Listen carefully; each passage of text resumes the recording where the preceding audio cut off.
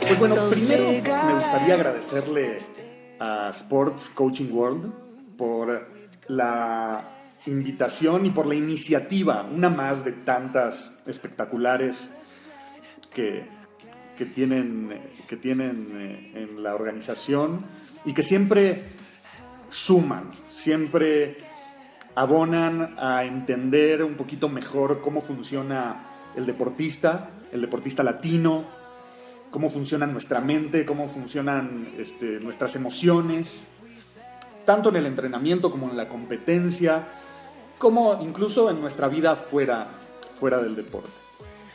Y bueno, lo que acordamos de compartir en este ratito, que vamos a estar virtualmente juntos, es el tema de la autorrealización, ahora en los Juegos Olímpicos. Sí, y para dar un poco de contexto,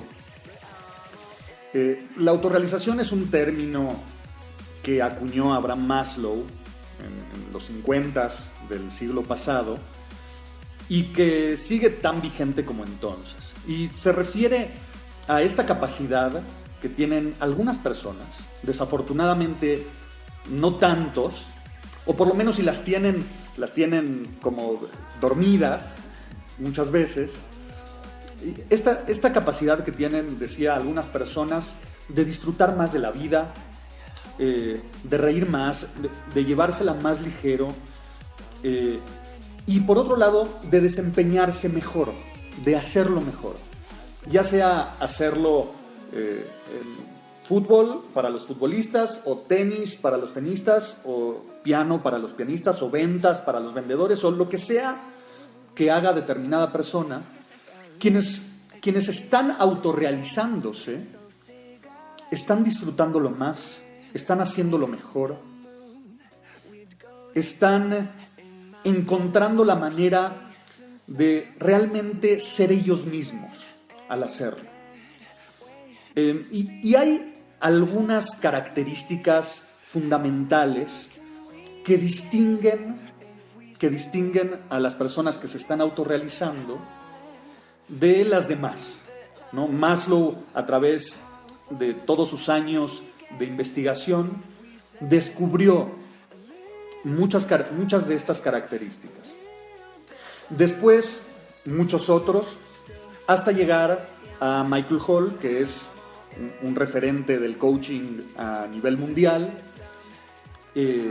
y que también lo vamos a invitar, por lo menos en espíritu, y voy a compartir con ustedes algunas de sus ideas con respecto a este tema de la autorrealización.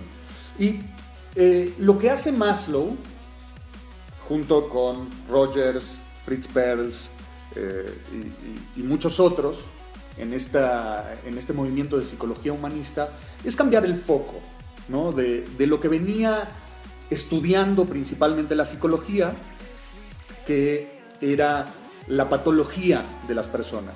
Es decir, trataba, y hasta hoy en día afortunadamente hay muchos que lo hacen, trataban de entender por qué hay ciertas personas que funcionan mal, que se quedan atrapadas en el pasado, que sufren, que se deprimen.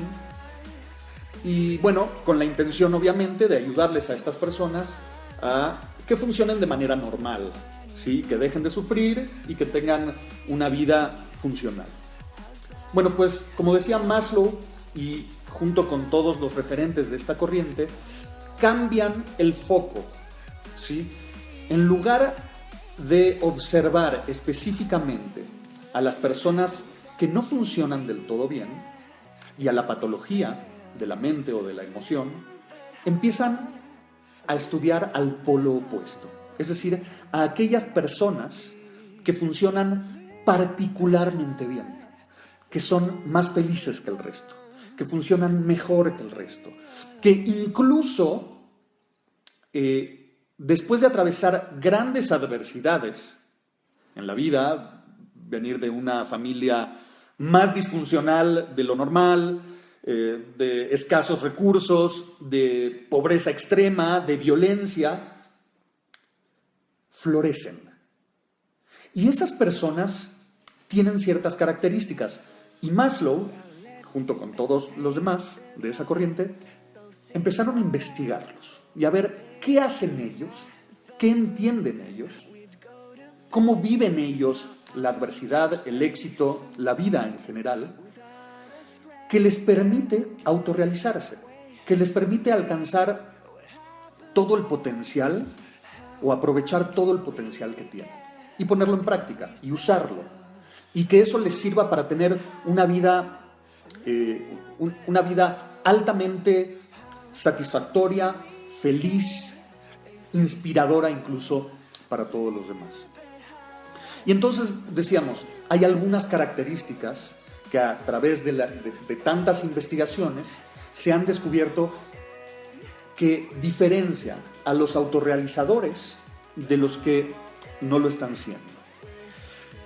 Una de esas características, que a mí se me hace quizás la más contundente, o por lo menos sí de las más contundentes, es que los que no se están autorrealizando en determinado momento tienden a culpar a los demás, a algún agente externo, a la vida, al universo o a quien sea, por una situación desfavorable que les ha tocado vivir.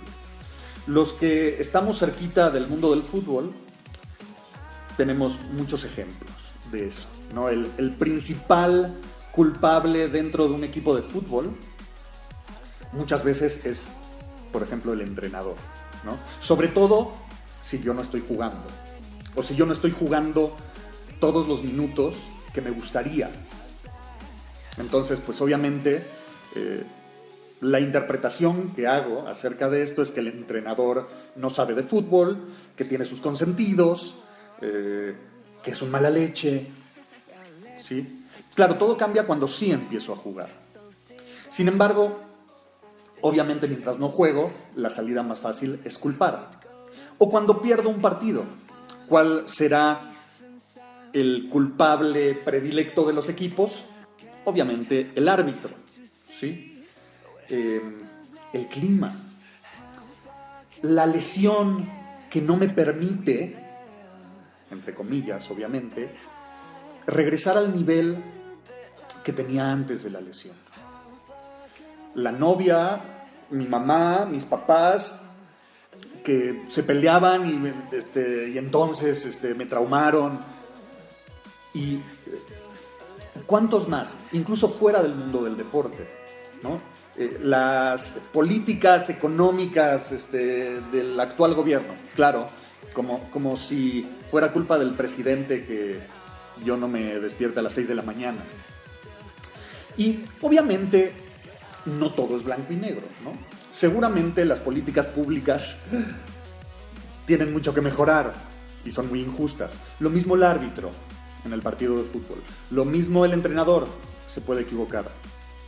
Lo mismo tantas cosas que nos rodean que no son las más justas y que incluso pueden ser las más desfavorables para nosotros.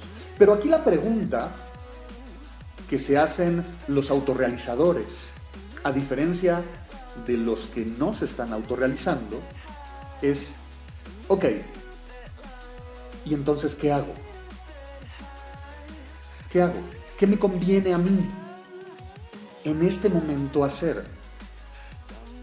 Y eso, en idioma, en español, claro, se llama responsabilidad, ¿sí? Y la responsabilidad viene, como el doctor Chunga, me voy a parecer, pero es la unión de dos palabras, ¿sí?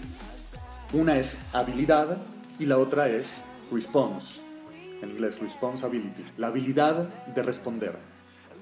La pregunta es si tengo la habilidad de responder ante esto que estoy viviendo y que no me gusta y que puede ser injusto y que quizás no me lo merezco, todo lo que tú quieras. ¿Y qué vas a hacer? ¿Puedes responder? ¿Puedes salir adelante? ¿Puedes cambiar ciertas cosas que sí están a tu alcance para cambiar entonces la situación en la que estás? O por lo menos para colaborar con el cambio y no colaborar con el estancamiento. Porque el que culpa poniéndonos, yo siempre uso esta metáfora de los lentes, poniéndonos los lentes del que culpa, ¿qué puede hacer él para salir de la situación en la que está? Si al final de cuentas el culpable es el entrenador, el presidente, el árbitro, ¿qué puede hacer él? Nada. Entonces, al culpar, automáticamente quien culpa se mete en una prisión que lo desarma, que le quita toda posibilidad de cambio, porque quien debe de cambiar es otro para que su situación cambie. Lo máximo que podría hacer esta persona que culpa es cruzar los dedos, ¿sí? Y esperar que esta persona cambie. Y lo que sucede a menudo es que esta persona no cambia. Y entonces quien culpa se estanca y vive una vida completamente opuesta, diametralmente opuesta a la de los autorrealizadores, que asumen su responsabilidad, su parte. No quiere decir que todo lo que les está pasando es por cosas que ellos han hecho, como decíamos. Seguramente no. Pero la pregunta relevante no es esa. La pregunta relevante que ellos se hacen es: ¿tengo la habilidad para responder a esta situación? ¿Qué puedo cambiar yo? ¿Cómo lo voy a hacer? ¿Cuánto tiempo más quisiera estar esperando a que las cosas simplemente cambien por sí solas? Y evidentemente esto es una de las grandes diferencias entre las personas que se autorrealizan y las que no. Decíamos que al final de cuentas lo que nos convoca hoy aquí son los Juegos Olímpicos. Entonces, la pregunta es si los deportistas que nos representan, mexicanos, argentinos o de cualquier parte de América Latina, sobre todo, ¿cuáles de ellos se están autorrealizando y van a aprovechar esta oportunidad de competir en el evento deportivo más importante del mundo y que solo sucede cada 4 años? ¿Cuáles de ellos se están autorrealizando? Y qué bueno que los estoy viendo a todos. Y si se llega a desconectar, por favor, tengan paciencia. No sé cómo hacer para que no vuelva a suceder, pero estamos en eso. Y hay una pregunta clave, y esta sí viene más de la corriente directamente de coaching, específicamente del metacoaching, ¿sí? De Michael Hall, y habla del juego interno, ¿sí? Él nos dice que el éxito radica en dominar el juego externo y el juego interno, ¿sí? El externo, fútbol, básquet, natación o cualquier juego externo que tú juegues, o que en este caso los deportistas jueguen. Sin embargo, la clave está principalmente en el dominio del juego interno, en el juego de nuestras emociones, de nuestras creencias, del significado que le damos a las cosas, a nuestra capacidad, a nuestros rivales, al deporte mismo. Y entonces los autorrealizadores evidentemente tienden a jugar juegos internos mucho más ricos, más divertidos, más empoderadores que los que no se están autorrealizando. Un ejemplo típico de juego interno no autorrealizador es el juego de la víctima, ¿no? Y todos lo hemos jugado en algún momento de nuestra vida. Hay algunos que los juegan más y otros que los juegan menos, pero el juego de la víctima en el deportista es típico.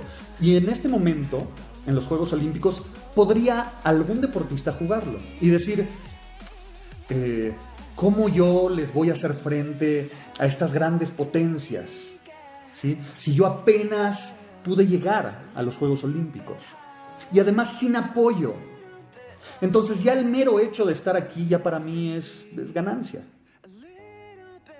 Y se meten en esa dinámica, en ese juego, ¿sí? Obviamente las creencias que sustentan a ese juego probablemente sean del tipo de mi capacidad no se puede comparar con la de los norteamericanos, europeos, australianos, ¿sí? Me alcanzo hasta aquí.